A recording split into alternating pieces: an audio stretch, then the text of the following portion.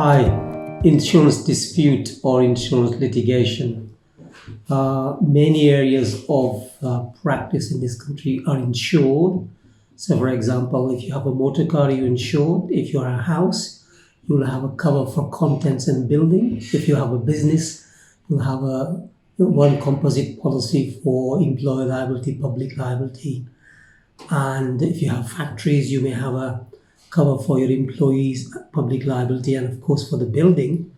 So disputes often arise where you make a claim because an insured event has occurred.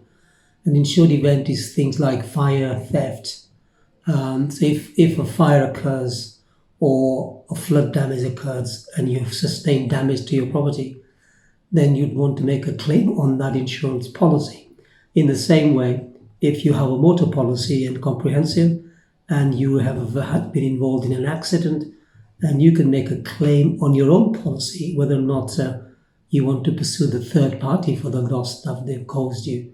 So dispute arises when an insurance company will, when you present a claim, deny liability for one reason or another. They would often say, we do not accept that this is an insured risk, or that the information you supplied us in the proposal form in one way or the other is not correct, and therefore we are not going to pay on the policy, even though we had agreed to do so. Often for building cover, where you got property damage as a result of fire or water damage, and as a large claim, insurance companies will always look at whether or not they can avoid paying out on the policy. And they will often go back to the proposal form that you completed the previous year.